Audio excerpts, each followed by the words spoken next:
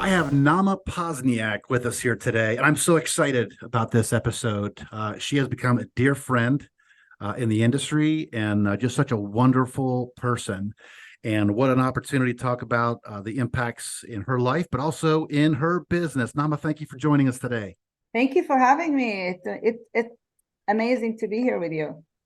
Yeah, so again, we're talking about making an impact over income. And I just have to go there right out of the gate. You have been such an impactful person with me, and please bear with me on this when I explain this. When I first got introduced to the concept of an opening at a benefits event, I'm a high D person. I'm go go go. I don't take breaks for myself, and at that point in time, I didn't understand self care as much as I should. So when I saw your name on the schedule, I was, who is this person? Why are we doing this now? And I was amazed. And honestly, it was life changing of bringing different things I was told into reality of what I needed to do in a daily basis of self care, mindfulness, self reflection. And these things have been transformational in me in my overall mental health. So I mean this when I say it. Thank you so much for being here. You have truly changed me, not just in business, but also in life. Oh my God, I'm going to cry. Then I won't be able to talk, to share. But what you just shared with me, it's been for me the biggest rewarding Hmm. of all the why that where I started, my starting point.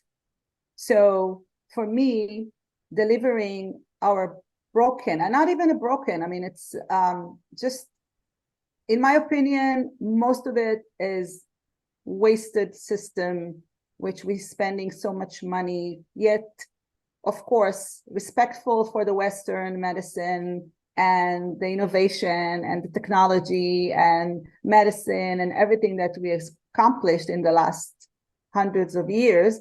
But we took it to the extreme and we actually all forgot.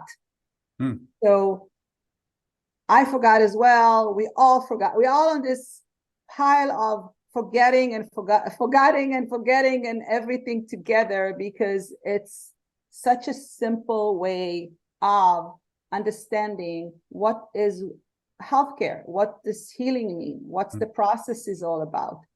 And when you are at the front line delivering these policies that are piece of papers, basically, back in the days, piece of papers to clients, employers, employees, and say, here's your policy. This is the doctor list. This is the providers. This is the how you access. This is the phone number when you need. This is your prescription card.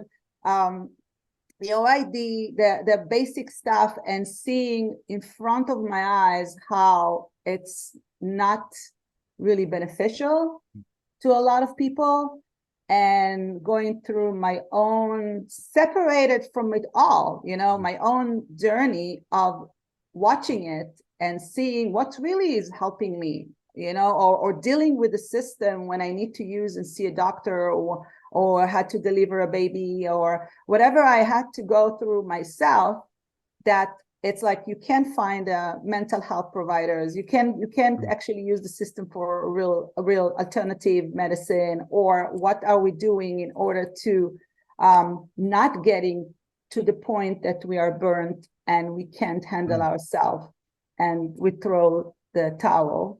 um, Brought me into start sharing it. Hmm. And sharing it in the beginning was with my community. Of course, you lead a family. I think you are a leader. Regardless of who you are a leader. We don't treat ourselves as leaders, but we are leaders. And for some reason, some, especially women, think, oh, we just raise kids, you know, we only raise kids, we only housewives, we only, no, you are the leader of the house, you are the leader of your Hmm. kids, you are the leader of your family, you are in charge of leading by example, and the family looking up to you to see what are you doing in order to access care and be healthier, and not just use this piece of paper that if you need to use it, it's just probably a lot of the situation are it's too late. So that's what brought me into, and then leading my family and community and my team forever. I'm leading a team for over 30 years and holistically encouraging them to take care of themselves, which not always help, by the way. It's such a long process, and there's and I know it's not a destination. I know it's a process. I know it's a journey, but the facts are louder than anything else. And I think that the idea of bringing it to the employers, bringing it to industries, allowing people to be exposed, not just for the opening, can be an opening of a session, can be a breakout session, can be only on the schedule, can be, I think that just being and having it as part of the facts in a day that say, yes, that can be an exposure for someone that's sitting in the audience to understand that we didn't grow up on, oh, you need to go and spend time in silence, in stillness. You know, your kindergarten teacher didn't say, John, you need to go sit and meditate or just breathe. You know, they were punishing people. It was actually the opposite. It was punishing. It was the consequences for a bad behavior that they put you. and it's crazy. And that is why it's reversing. The healthcare is in a reverse in the US, but also globally, because I'm traveling now globally and sharing it. So anytime that we start bringing it, and especially in the healthcare industry, and my biggest goal in the beginning was the healthcare industry, because we are the leaders in the health and benefits, and we bring solution to employers. So no matter what type of a policy you offer employees, if you add this, and I physically did it and doing it for so many years for our clients internally, and now I'm hoping that in the help of some university and hospital, we are going to actually have a specific study that it relate to what the work I was doing for many years with my clients. But it doesn't matter who you are. When you are part of our client community, clients and friends and family, you understand what you just shared with me. And it's just been super impactful for so many people, and I'm getting it conversation one-on-one, although I'm also having the other side of it. I mean, it's not it's not perfect, but it's just such a interesting conversation and learning about the some people like you were. I remember you sitting in there, and that came to me right away and say, and some it takes 15, 16, 20 times that I lead, and then they like, whoops, I got it, you know? I mean, right. Yeah. No, that's fantastic. So again, I need to be careful, because you and I could take this conversation for several hours, and I want to be respectful to your time, but it is so impactful, just as you have been so impactful. But let me ask you this. What are some things that you do on a regular basis that make a positive impact for Naama? I mean, you are very giving, you're very supportive of people, you're very investing in them. But what do you do that is as impactful for you? Whew. First of all, I breathe, take a lot of deep breath during the day, you know, try not to get into trouble. But I wake up every morning and mindfully doing stuff in the morning. So I wake up in the morning and I don't touch my phone. I go to the kitchen and I drink 2 glasses of warm water with lemon. It's hard in the beginning to start implementing drinking water the first thing you wake up, but this is the healthiest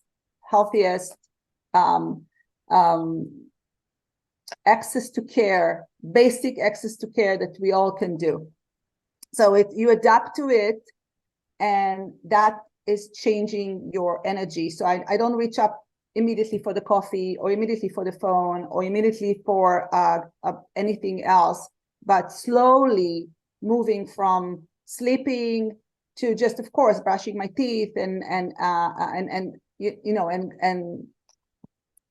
drinking my water. Then I go back and I was meditate for half an hour. So for me, every morning, every single morning, I wake up at 6 a.m. I'm a very early riser, so 6 a.m. other than the weekend. And that's what I do. And then I meditate for half an hour.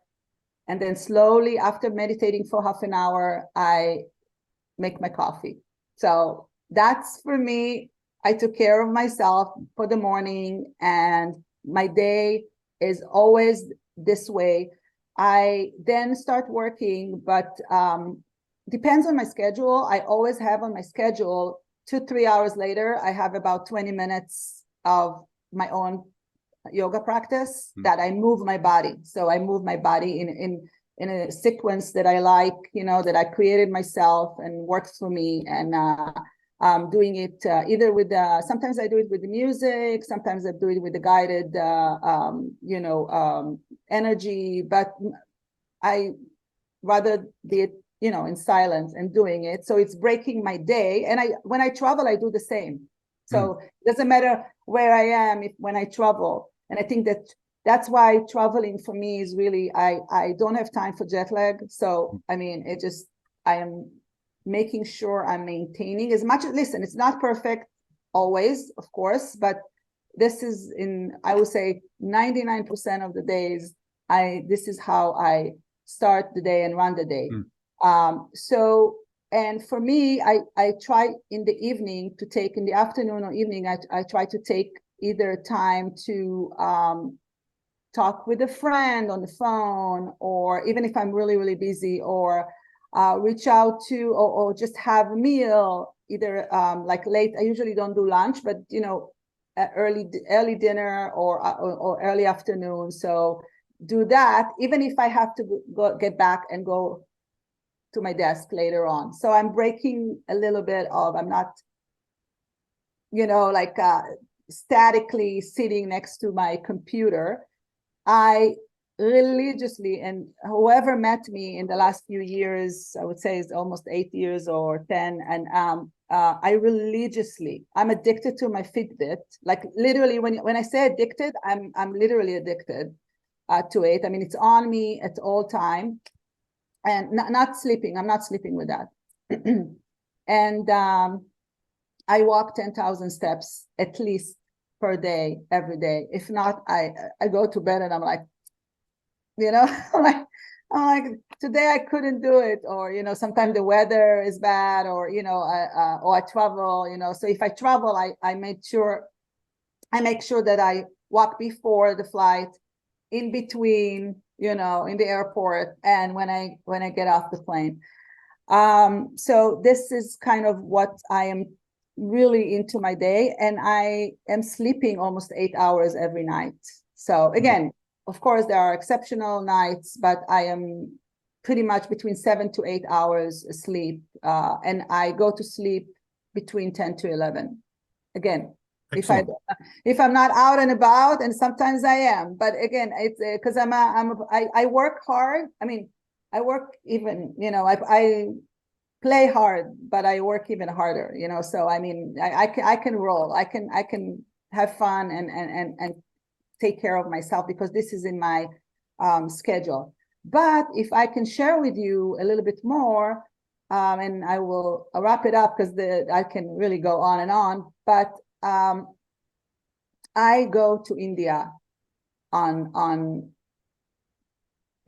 the pandemic was eliminating, but before right before they closed the world, I was in India. It was February 2020, and literally before they closed the world, and the 10 days that I was on my self-retreat, that I am, of course, it's not a Vipassana, I mean, Vipassana can be like a different level, but it's just a personal retreat that you have people there, but you go there and they have a whole healing program for whatever you need. And it's not that I'm sick. It's not that I'm not waiting until I'm going to get sick in order to actually do that. I do that often. And I hope, funny, because, February 2020, I told them I'm coming back next year. I'm doing it every year, and it didn't work, but I'm going actually next week, I'm going to India. I'm speaking in an event in India, Money Expo, India, and leading meditation there. And then I'm taking 10 days on a retreat. So you eat clean, there's no alcohol, no coffee as well. So it's a detox from the coffee for me, that it's the hardest because my body is really acting out, although I'm only drinking one coffee in the morning, or, literally in the morning. So, and then just being on schedule of healing myself, eating well, as if I have some issue like pain in the body, as we're treating it, and it's like a lot of body work. It's called Abhyanga, with a lot of oils that can renew your genes and make you feel much better mentally and connected to yourself. So I think the key is to connect to ourselves as much as possible within, not without, Yeah, there's a lot of good nuggets there for people to grasp. And again, this is going to be fourth quarter. People are going to be stressed. They're going to be busy, probably not taking care of themselves as much as they should. So this is all very helpful for all of us. We're going to switch gears a little bit, make it a little more personal, perhaps. Who are some people that have made a positive impact in your life, both, and that could be either professionally or personally? So for me, I mean, there were many of them. And holistically, if I look at the way I grew up, and of course, it's my ancestors that raised me, like I had a really strong grandfather and a super strong core family that I've been raised, so feeling love. And I think a lot of it is start from love, because I think if we act from love and we talk from love and we bring love, I mean, people understand that, even though we lost it sometime on the way. And I also learned very quickly and very early age in life, and being also exposed to a lot of the leaders in the world, because I converted my home space, my playground for my kids, to an indoor yoga studio. So I was hosting a lot of leaders from all over the world, and I know them personally. I know them on a different levels of relationship, not just, the who's and schmooze and so I know nobody's perfect. I know that we all, regardless of who we are, and that's why in meditation, we have to ask ourselves daily, who am I? What do I want? How can I give back? What's my purpose? What's my dharma? And remind ourselves, what are we grateful for? So these are the 4 questions that when we come together, I mean, I do that every morning, but especially for a group gathering together, it's very powerful, because we can show up every day and we can change and we can make a difference every day in whatever we do. And sometimes in order to grow and to change, we need to go through a very painful situation. That's how we grow. But I think that, so I don't put anybody like, oh, this guy, this teacher, but the most impactful, definitely consciously and unconsciously in my life, was Deepak Chopra. I mean, Dr. Chopra, which he is, not only I learned to meditate based on his philosophy and teaching, which is the primordial sounds meditation, is the meditation.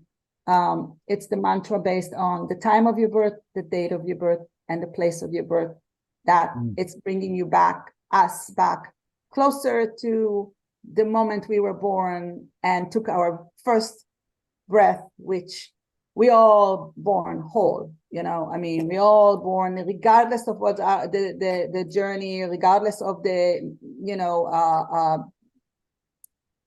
being sick or having all whatever it is. After all, I mean, we all are born very whole, and that's the wholeness we would like to remind ourselves when we are meditating. So I'm teaching meditation. When I teach meditation, the course, you know, that's how I teach. So I went back, you know, to learn with him, to study with him about the meditation, and become a teacher through the Chopra Global, which is, I believe in this technique and the affordability of the learning how to meditate, which shouldn't be like expensive and, you know, crazy cost related to. So it's not just a business income, you know, it just really a way, and the mantra is the instrument of the mind that help us tap into these moments of,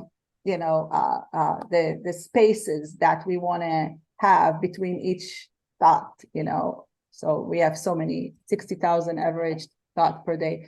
So that's, I think, so Deepak is not only that. Deepak is from day one, when I met him in person in 2013 or 14, I think 14.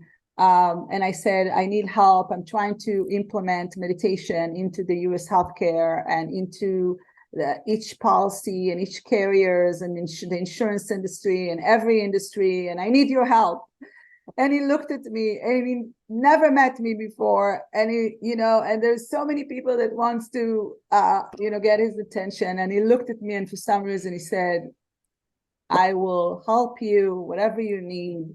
And here is my personal email. And he was, so he, not that they use it so often, but whenever I needed his guidance or help, or whenever I was asking him to come and join, and I was educating him about, because, you know, there is this connection between the spirit world, between the real world, the real people, and between the health insurance industry, which is the insurance carrier, but also the people like to blame the insurance companies, but it's so much more. It's the providers, and it's the people, they actually us that abusing the system without even unconsciously abusing the system. It's not sometimes consciously, it's just we don't know how to use it. So we start grabbing whatever we can. So there's not enough education.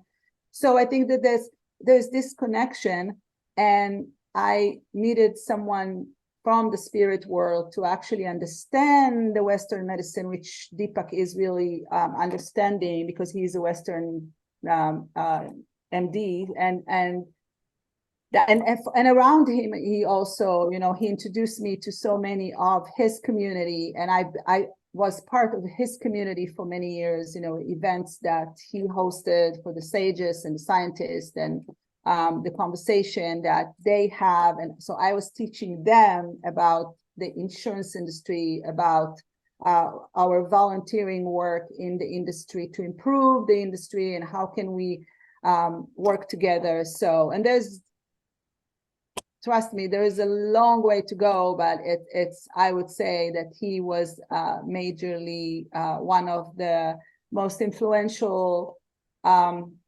on level, because the level is physical, the mental, and you know, the spiritual level. So he was on many of the levels that was supporting me on all levels. That is excellent. I know we're quickly running out of time. I can't believe we're already at that point of our time, but I can't, if you're able to share the why here with us briefly. I know it can be that itself could be a long discussion, and I'd love to hear the longer version, but why? I mean, you're such a very kind, giving, sharing, supportive individual, but why? Where does this come from? Why do you have this? Where did it come from, Naama? I have been going through so much in my life, personally, but also on different levels, that I realized that if you accumulate more and more and more and more, it doesn't mean that you become happier. So for me, big part of who I am is wake up in the morning, and I want to feel happy. I want to be happy. I want to share happiness. I love every moment, regardless of the moment. And actually, I was teaching myself to learn the not so great moment as much as I like the great moment. So, it's balancing when you're not too high or too low, and it's really trying to get myself first, because I think we need to take care of ourselves first in order to be able to take care of people, which is also in reverse to how we grew up and what we share in life. So for me, it's first of all, the goal is not just the ROI or the KPI. It's more of the KPI with the, it's more of the OKR than the KPI. It's in business. I treat and I'm sharing it with the employers, the benefits employers that we are having in our agency. It's trying to explain that it's not always the end goal. And I see people get anxiety and depression and being very unhappy over that fact, that they are needs to meet goals and revenues, and this is not always the best. And going through this and understanding that the spirit cannot be weighed with monetary compensation always, and practicing the 7 spiritual law of success, which is also, it's a book that actually Deepak was written many years ago, and I adapted to it and put it in life, in my life, but also in the leaders that I am enhancing and influencing. Is this the days, it goes by the days, and actually it's amazing because today's Monday and we talk on Monday. I mean, so Monday is the law, we're practicing the law of giving and receiving, and in the 7 spiritual law of success. And I'm actually putting a lot of weight for it in the book that I'm writing now for too long, but hopefully will come up sometime soon. But it's adapting to the business world and the insurance world and the healthcare world, because Monday is, again, we practice, and when we give, we receive, and the universe, it's work in a very synchronized way to allow us to actually understand that when we give, we always receive. And for me, I've been like that since I was, naturally kind of a kid. I was always, if I go back and read my memories books and from very early childhood, I mean, my friends would say, you were there for me. Thank you for being for there. My home is open. My life is open. I mean, I host a lot. I think that being social is also health and healing and being positive and loving. It's easier for me to give than to expect to receive. Although, receiving is also giving. So when we give a lot, we also receive a lot.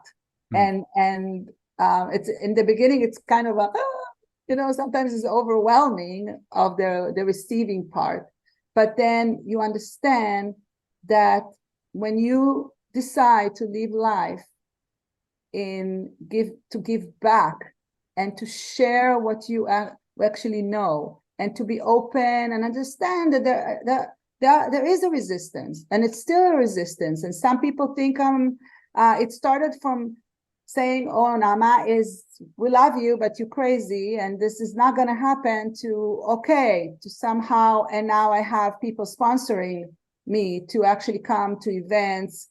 In October, I'm in Dubai, and then in September, I'm in Asia, so sponsoring me to actually come and share the vision and the way we can move the world together, merge the world in a way that we can understand what is really healing and how can we heal. Because they forgot as well. When I go to India, I meet Indians that grew up in the Eastern medicine only, extremely, and moved to the US, for example, they forgot themselves.